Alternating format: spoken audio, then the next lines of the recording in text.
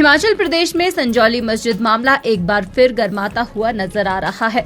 देवभूमि संघर्ष समिति ने दावा किया है कि संजौली की मस्जिद पूरी की पूरी अवैध है और गैर सरकारी जमीन पर बनी है। देवभूमि संघर्ष समिति की ओर से इस मामले में स्थानीय पक्ष के वकील जगतपाल ने रेवेन्यू रिकॉर्ड के साथ छेड़छाड़ होने की संभावना जताई है। उन्होंने कहा कि अब तक के रेवेन्यू रिकॉर्ड और जमाबंदी में जमीन का मालिकाना हक हिमाचल सरकार के पास है। ऐसे में वक्फ बोर्ड की ओर से रेवेन्यू रिकॉर्ड पेश करने के लिए समय मांगा जाना शक पैदा करता है। साथ ही जगतपाल ने नगर निगम आयुक्त की अदालत पर उच्च न्यायालय के आदेश की अवज्ञा का आरोप लगाया है। मामले पर जल्द निर्णय न होने को लेकर अधिवक्ता जगतपाल ने मामले पर हाईकोर्ट जाने की बात कही है। जो पिछले तकरीबन 60 बरस से जो जमीन वक्फ बोर्ड की नहीं है और ना हुई है, और पिछले 15 साल से वक्फ बोर्ड जिस जमीन का मालिकाना हक कोर्ट में नहीं बता पाए हैं, आज 21 दिसंबर को वो कोर्ट में कहते हैं कि हमारे को थोड़ा सा और समय दीजिए, हम रेवेन्यू रिकॉर्ड पेश करना चाहते हैं। हमने अभी जो आपको जमाबंदियां दिखाई, वो जमाबंदियां हैं जो वक्फ बोर्ड ने स्वयं कोर्ट के अंदर दाखिल की है अपने जवाब के साथ, और जिसमें रेवेन्यू रिकॉर्ड के मुताबिक हिमाचल प्रदेश सरकार प्रॉपर्टी की मालिक है और अहले इस्लाम जो है कास्ट कब्जे में है। और खसरा नंबर 66 को वो क्लेम करते हैं कि ये हमारा है, वक्फ बोर्ड की प्रॉपर्टी है, लेकिन खसरा नंबर 66 के आगे ना तो वक्फ बोर्ड का नाम है और ना ही किसी मस्जिद का नाम है। और हम बार बार कोर्ट को ये कह रहे हैं कि सर, जब इनके पास कोई रेवेन्यू रिकॉर्ड नहीं है तो इनका मैप अप्रूव नहीं हो सकता है, क्योंकि एज पर the bylaws of the HPMC act सबसे पहले मैप को अप्रूव करवाने के लिए आपके पास रेवेन्यू रिकॉर्ड का होना जरूरी है, आप मालिक होना जरूरी है जमीन का, जो वो नहीं। तो अब ऐसी भी क्या मनसा है HP वक्फ बोर्ड वाले, क्योंकि उनकी कथनी और करनी में बहुत फर्क है, वो बोलते हैं और मुकर जाते हैं।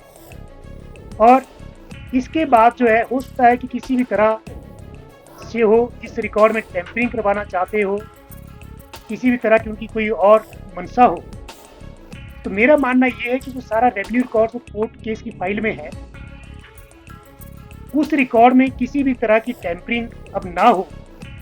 और हम आपके चैनलों के माध्यम से रेवेन्यू एजेंसीज, हमारे डिप्टी कमिश्नर साहब, हमारे DPRO साहब, हमारे SDM साहब, हमारे तहसीलदार साहब, कानगो और पटवारी लेवल तक के जो ऑफिसर है हमारे, हम उनसे आग्रह करेंगे कि किसी भी तरह की टेम्परिंग करने की कोशिश इस रेवेन्यू रिकॉर्ड के साथ ना करें, क्योंकि ये revenue record already on record है और कोर्ट केस की फाइल में है। और मुझे लगता है कि आप कोर्ट को और इनसे रेवेन्यू रिकॉर्ड की डिमांड वैसे भी नहीं करनी चाहिए, क्योंकि पिछले 60 बरस से जो रेवेन्यू रिकॉर्ड दिखा रहे हैं, उसके मुताबिक हिमाचल प्रदेश सरकार इस जगह की मालिक है, वक्फ बोर्ड नहीं। देवभूमि संघर्ष समिति के प्रांत सचिव विजेंद्र पॉल सिंह ने कहा कि संजौली मस्जिद को लेकर देवभूमि का आंदोलन हिंसक नहीं था। मामले में कुछ लोगों के खिलाफ FIR भी दर्ज की गई है। उन्होंने कहा कि अभी देवभूमि संघर्ष समिति भी न्यायालय के फैसले का इंतजार कर रही है। विजेंद्र पॉल ने कहा कि उत्तर प्रदेश और उत्तराखंड जैसे विभिन्न राज्यों में सरकारी जमीन पर बने अवैध निर्माण को तुरंत हटाने के आदेश दिए जाते हैं, लेकिन हिमाचल प्रदेश में दस्तावेजों से ये साबित होता है कि मस्जिद अवैध तरीके से सरकारी जमीन पर बनी है। विजेंद्र पॉल ने कहा कि देवभूमि संघर्ष समिति 15 दिसंबर को न्यायालय के निर्णय के बाद आगे का रुख तय करेगी। आंदोलन को हिंसक नहीं बनाया था। FIR उसमें हुई है, बहुत से लोगों पे हुई है, जो हम समझते हैं ठीक नहीं है।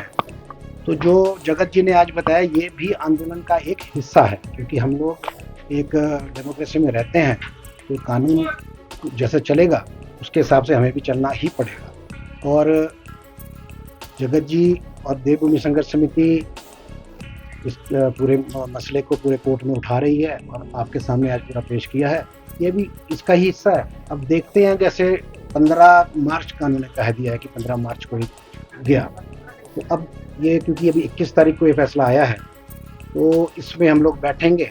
और अभी हम भी चाहते हैं कि चलो एक बार इनको चांस दे दिया जाए, क्या ये कागज दिखाना चाह रहे हैं, क्योंकि इतना तो निश्चित है कि मस्जिद टूटेगी। 3 मंजिल उन्होंने अधूरी तोड़ी है, 2 मंजिल और भी टूटेगी, क्योंकि वो मालिकाना हक प्रदेश सरकार का है।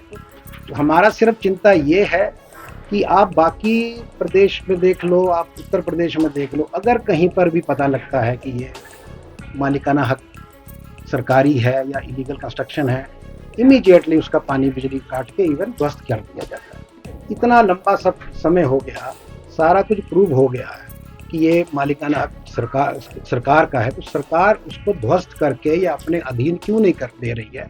ये हम लोगों को क्यों हमको उकसाया जा रहा है कि हम आंदोलन ही करें, क्यों हम कि लोगों को घर से बाहर निकलवाएं?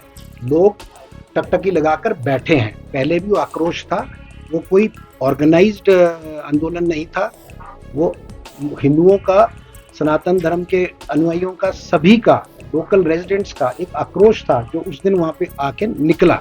तो कुछ गलत हो रहा होगा तभी उन्होंने आक्रोश आया।